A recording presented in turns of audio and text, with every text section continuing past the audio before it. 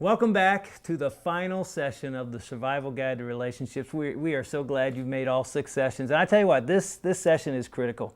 You know, the last 2, session 5 and session 6, really get at the foundation. And we both believe without this information, it's just good information. It's not going to change your life. But if you will build your foundation of your relationship on Jesus Christ, the rock, storms will come, conflicts will come. You probably had a few fights, right? Well, I was going to say, I bet a lot of you have had quite a few disagreements and maybe arguments, and we have too, but it has been really good. Which isn't a bad thing if you negotiate and work through those relationships. If the rock is Jesus Christ, the storms come, the house stands.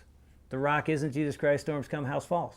So Christ is the critical piece of this whole deal to survive. And so that's what these last 2 sessions are about. We looked at last session, the war, the fact that we're in one. Now we're going to take that a step further and say, okay, if that's true, then what do we do and how do we win? You know, at the end of this message, we asked our congregation to take a step, literally a step of commitment that was actually even awkward in our auditorium at the time. And you may, sitting watching this on TV think, okay, I'm not going to do what they're doing, but I'm inviting you at the end of this message to do the same thing we asked our congregation to do. And it may be awkward in a family room setting, but I'm asking you to follow God's leading. If He leads you to do what we're inviting you to do, you do it.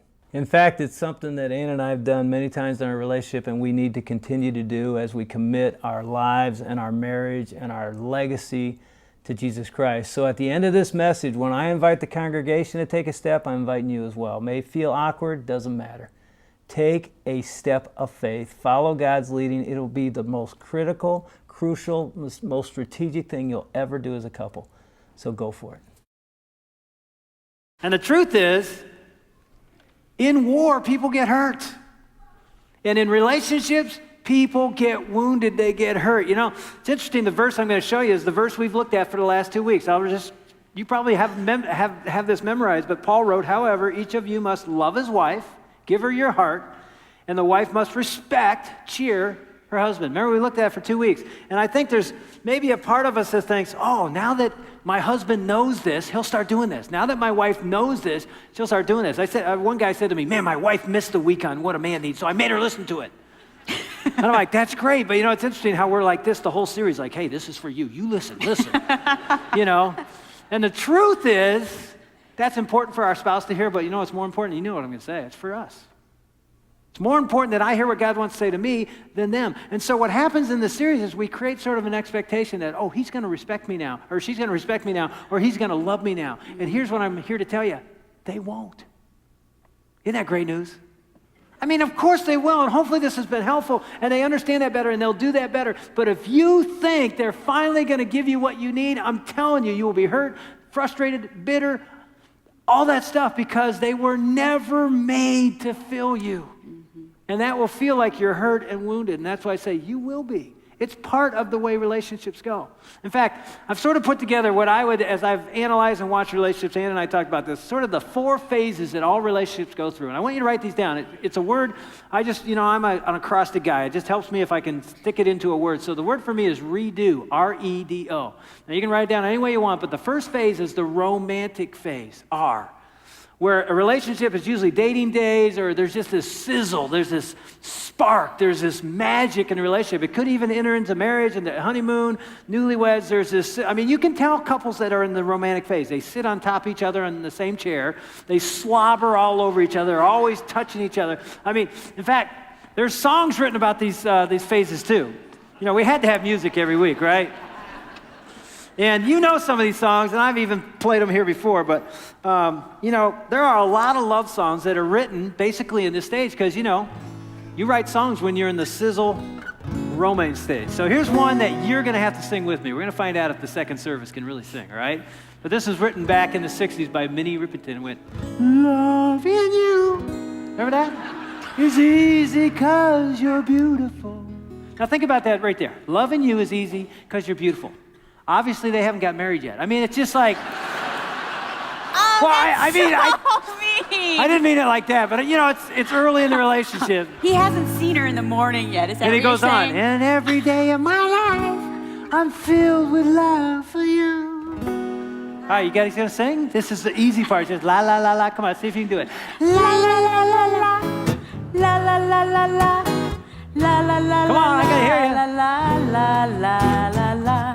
Do, do, do, do, do. Somebody go way up there.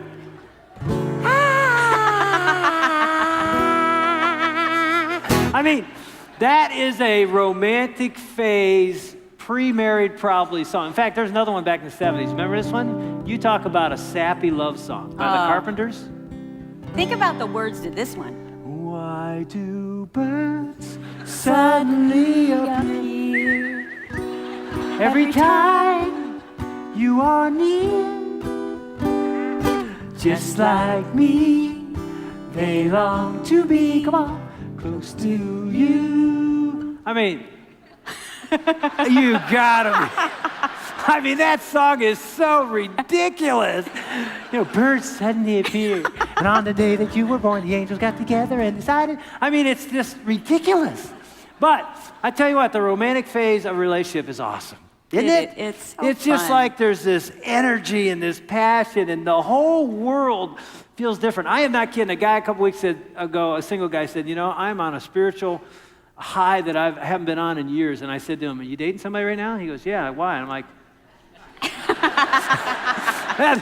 and I'm so sad that I'm so skeptical, but I'm like, you're in love, that's all it is. You know, it's like, couldn't he just be like closer to God? Because, yeah, probably, but I thought he's probably fallen in love because it affects everything. That's the romantic phase. But then you move to E, which is actually really good too. It's the excitement or maybe great expectations. Either word. Expectations is Expectations are created out of phase one, the romantic phase. You think it'll always be this way. Mm-hmm. You know, the sizzle and the magic I have for her, I have for him, is going to always be there. And you get married, and you think it's going to last like this forever. And the feelings will always be at its peak. Exactly. And it's sort of what we've done doing the last day. He's going to respect me. She's going to love me. Or the other way around. He's going to love me. And you think it's going to always, but there are songs that are written about that. Remember this one by Whitney? It was in The Bodyguard. And I will always love you. Remember that song? I mean, Whitney's singing it to Kevin Costner. She didn't really sound like that, though. It sounded like this. That sounds like Whitney, don't you think? Not really. I mean, Whitney can really, really sing, but the song's ridiculous. I will always, always love you. Is And that true? What they mean are your feelings. My feelings will always be there for you. And the exact truth is, they won't. They Isn't that come and wonderful go. news? I mean, they come and go. You're never going to feel that forever, so you move to the D. Because you think that's going to happen, but when it doesn't happen, you get disappointed. Or another D word would be disillusioned. You're like, oh my gosh, this isn't anything like I thought it would be. I mean, and you can't put a number on it. Is it 3 weeks, 3 months, 3 years, 15 years, where that you look at your spouse or you look at your girlfriend you've been dating forever, and you're like, oh my gosh, she's not who I thought she was. She doesn't do the things she used to do. He's not romantic anymore. He doesn't even use silverware when he eats. I mean, it's like, who is this guy? You know? Funny. You like that? And there are songs written about this phase as well. In fact, some of you remember this one. Go ahead, honey. You don't bring me flowers. You don't sing me love songs. You hardly talk to me anymore when you come through that door at the end of the day. I remember when you couldn't wait to love me. You used to hate to leave me. Now, after loving me late at night, when Well, I it's good for you, babe, and you're feeling all right. well, you just roll over and turn off the light. You don't bring me flowers. You don't let me play golf. You don't touch me non-sexually. What does that even mean? You don't give me respect anymore.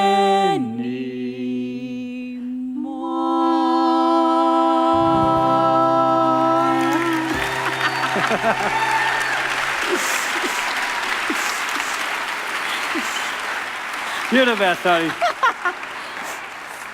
We are the biggest dorks. I can't believe you guys come to this church. She said, I will not sing. I'm not doing that. That is so humiliating. But, you know, think about that song for a second. That was a #1 hit by Barbara and Neil in the day. And think about the song. It's so sad. And we're like, oh, isn't that great? It's sad because it really is real close to the truth. Romance leaves. You don't bring me flowers. We don't talk anymore. Sex is not even an intimate part anymore. It's such an indictment on relationships. But I tell you, and you know this, when you're in the disillusionment or the disappointment stage, that's how you feel. And what happens in that stage is we really do wound each other, and we say things and do things that we thought we would never say or do. I know that, I was thinking about this yesterday, 8 months after we were married, so it was in January. I can't even believe it was that early, but I know. she's always right, so I guess it was. I know it was January. I remember, we were continually fighting a lot just because we didn't know each other very well. And so you pull out all your baggage when you're married, and it's like, oh my gosh, I never saw that bag. And we were fighting, and we'd stay up till 2 or 3 in the morning. And we had this belief back then that the Bible in Ephesians 4 says, don't let the sun go down on your anger. So we thought literally that meant you stay up all night and work out your stuff. That's not what it means. But and we were so just Dave stupid. would fall asleep at 4 a.m. and like, how can you sleep? And I'm like, I know. because I'm asleep, that's why. Come on. And so finally, after this one grueling night, we're up so long resolving our issues, he's reading the Bible the next morning, and he said, Ann, I have to tell you, I've been reading what Paul says, and I never understood this, and now I get it. And I'm thinking, this is great, this is good. What did you just read? He said, well, remember when he says, to live is Christ and to die is gain? I said, yeah. He said, that's exactly what I feel right now. I would rather be dead than go through all this. Let me give you my version. Talk about I'm not wounding. kidding. It was nothing like that. It was nothing like that. It was totally those I mean, I were said those words, but I didn't mean it like. I do remember saying, I'd rather die than be married to you, something like that. And I really thought that she's on the same page, but she's looking at me like, what do you do? And I'm like, here, let me hug you. Is that what you need? But and the thing is, we're laughing now, but at that moment and in that stage of our relationship, the disillusionment was so strong. I was so discouraged. It's like, this is terrible. I had no idea it was this hard. And this was grueling work. It was like, oh my gosh, we've been married 8 months and it's so hard. I don't think anybody prepared us of how much work it takes to make it really good. That's why you need a marriage mentor. They'll prepare you and be one. It really would be helpful to do that. But we had to figure out what to do next in the first year. And so you go from R, romance, to expectations or excitement, to D, disillusionment. And there better be an O, right?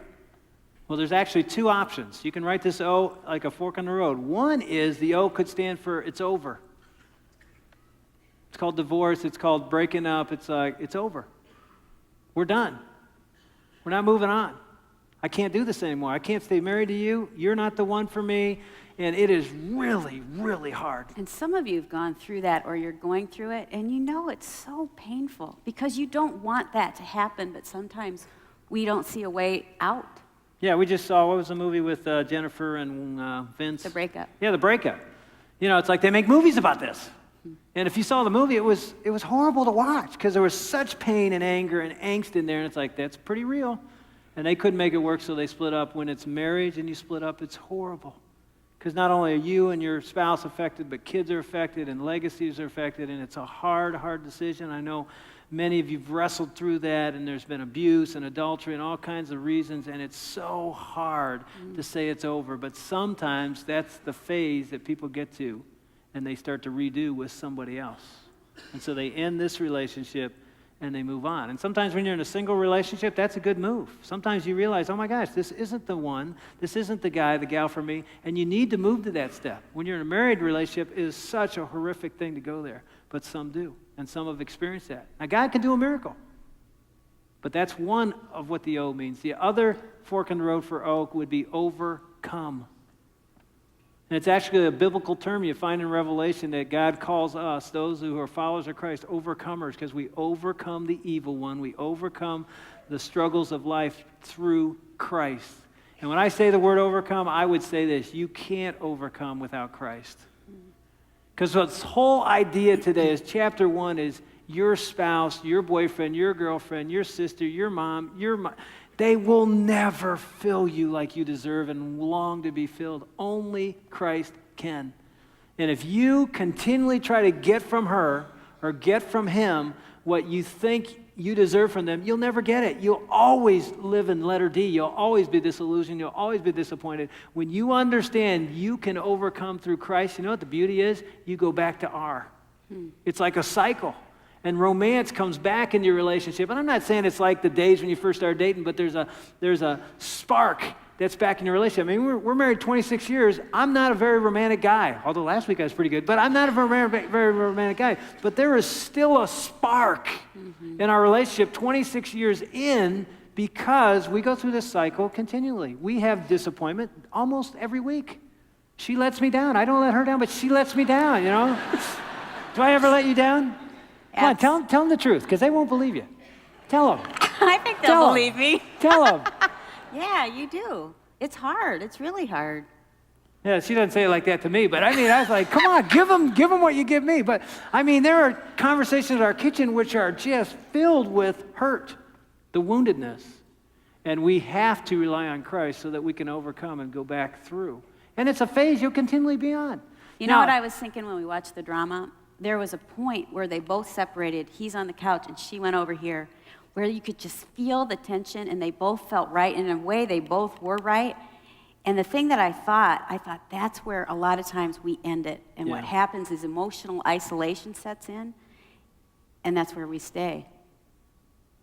And you got to move on with the power of God. And that leads you to the last point. It's the most important point, I think, of the series. Victory in the war, victory in survival comes through surrender.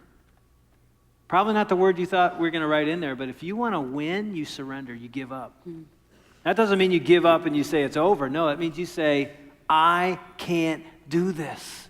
I need someone bigger than me to do it. And it's not your spouse and it's not you. It's God, the creator of relationships. He created you in such a way that you have a void in your heart that you and I think will be filled by her. She'll make me happy. She'll fill that. He says, no, it'll never work that way. She can respect you till the end. You can love her to the end. You still will have an emptiness in your heart because I, the creator of this very relationship, am the only one that can fill. And the only way you get that filled is surrender to me. I mean, it sounds ridiculous, but that's how you find joy. That's how you find victory. Waving the white flag and say, I'm done. Jesus said what? In John chapter 15, he says, you can do nothing apart from me, especially relationships. How desperately Ann and I have realized we have to have Christ. He has to be more than something we say is the foundation. He has to be the foundation of our relationship. Then I'm filled, then she's filled, and then we can give to one another. But if we're not filled by Christ, we expect her to fill, and we continually try to pull out of the other one what we need, and we're disappointed because they were never made to do it. One of the books I read called Sacred Marriage, I love the part of it that said, could it be that marriage, instead, we think it was supposed to make us happy, but could it be that it was supposed to make us holy? And that's one of the things I've thought about. I think we come into marriage thinking, this person's going to make me happy. He's going to make me feel good. And when we don't get that, we think he's the problem. And what that's done in my life is when I'm so frustrated with Dave and he's not meeting my needs, it makes me go to God and say, God, I don't know what to do. I give you everything. I have no idea how to make this work.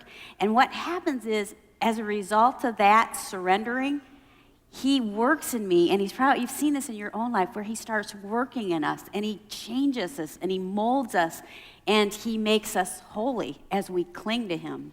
And you know, one of the reasons you're so disappointed in your relationship is for this very reason, that you'll cling to Christ. See, we think, well, I need to go to a counselor, which is good. I need to go pick up this series and listen to it over and over and over and make my spouse listen to it. And no, you know what you have to do? You have to cling and surrender to Christ. When you know Christ, it changes everything. In fact, look at the verse that's under this point. Paul said, I want to know Christ, not know about Christ, not go to church. I want to know him, and I want to know the power of his resurrection and the fellowship of sharing in his sufferings, becoming like him in death.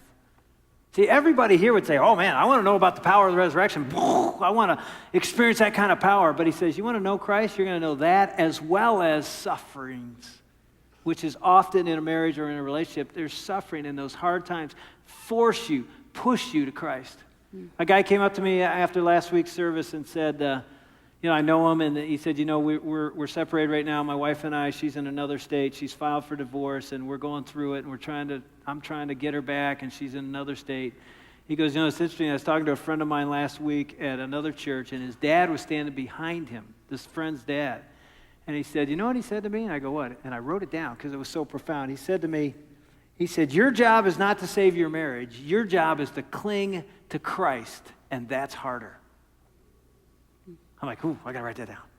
That's exactly what we're trying to say next week, which is today. Your job is not to save your marriage. You probably can't. Your job and my job is to cling, to know Christ.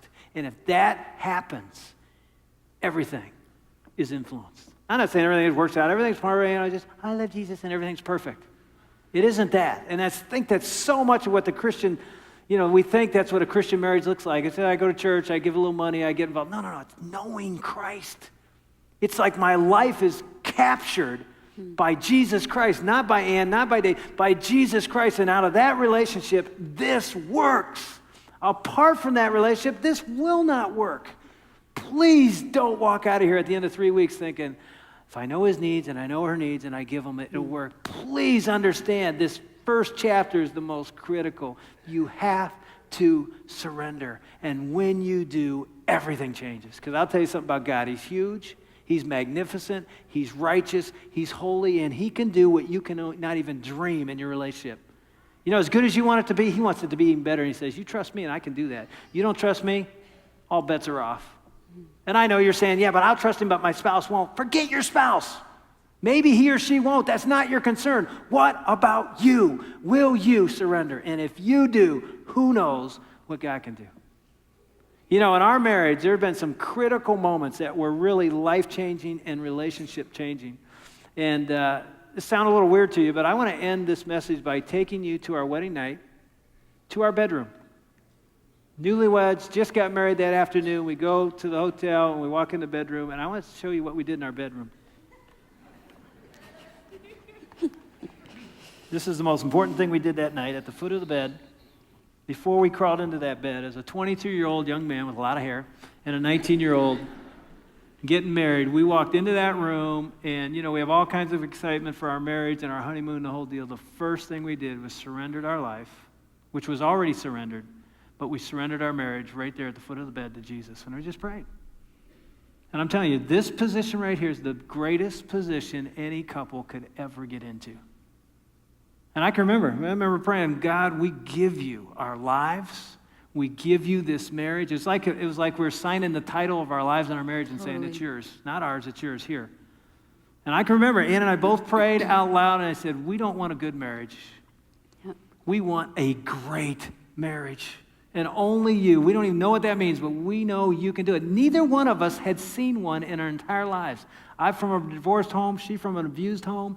You look at us on paper and you say, this marriage isn't going to last 26 years. Won't do it. It just doesn't work on paper. But Jesus Christ is not on paper. He was in our hearts, and he took our marriage, and he says, okay, you want a great marriage? There's going to be some suffering. There's going to be some adversity, but I'll give you a great marriage. If you cling and hold on, you'll have a great marriage. And my dream was that our marriage, and I know it was Ann's, that our marriage would impact others. Because it isn't about us being happy. It's about maybe God's glory could be made known through our relationship, and it could impact thousands. And so 26 years later, I'm like, oh my gosh. That moment was the most critical moment of our marriage. And some of you know, in year 10, you think, okay, they prayed that, and they just went on, and God just blessed, and it was an amazing thing. Year 10, we're on our 10-year anniversary in a car. We go parking to make out and have some fun, and we go parking at the parking lot of where we're just about to start Kensington in a few months at East Hills Middle School. And she shares with me on our anniversary, 10 years, I think we're doing great, everything's wonderful. How are we doing? She says, I've lost my feelings for you. Some of you remember that story. I can't tell you all the details, but I'll tell you how the night ended right here. Because it wasn't just about this. I realized I'm not where I need to be with God. And we need to recommit. It was just the recommitment of our lives and our marriage back to the altar and say, here it is again. And we've daily done that in a sense, but those were 2 moments in our life where we actually got on our knees. Don't ask me how I got on my knees in a Honda Accord, but I did. Me too. I'm not kidding. I know. I'm not kidding. I don't even know how. The steering wheel's right here, and I'm just like, my posture needs to reflect my heart, so I can't pray sitting down. I have to get on my knees so that I just say, God, I'm prostrate before you. And so Ann and I thought as we end this 3-week series, we thought, you know what? There's only one way to end this thing. And it's going to be really weird. You know, you come to church, they do weird religious things. This is a weird religious thing. All right? And some of you first-timers here, just bear with me for a second. But we're going to invite you, wherever you are in your relationship, wherever you're on a balcony or sitting right here, to recommit. And I'm even praying that some of you, this is day one. This is your first commitment to Christ and taking your relationship, even if you're single. Maybe you're not even dating anybody, but saying, I'm still going to give it. Surrendering your future. Yeah, your future, your will, your agenda, your everything on your knees to Him. And so here's what I'm going to invite you to do. And if this is not what you want to do, please don't do this. I hate it when I go to church and I think, well, I should do this because everybody's doing it. No, you don't do it unless this is what you have to do. And I know it's a little strange, and you don't need to do it right now, but I'll cue you when to do it. But I'm going to invite you to get on your knees. Right there where you're sitting, on your knees. And maybe it's going to be hard for you to do too, so just kneel down on one knee if you'd like to. I tried it before to make sure you could do it in this auditorium. You can do it. All right? I did. I sat over there and said, can you even do this? Yeah, you can. And again, I would say this to you. This might not be the right move for some of you. It might be later, so don't. But for those of you who know this is the right move, you do it. Whether your spouse or girlfriend or boyfriend does or not, it's not about them. This is about you right here, right now. And this is called surrender.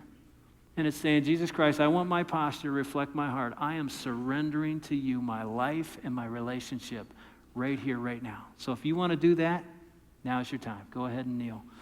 And we're going to pray with you and pray for you.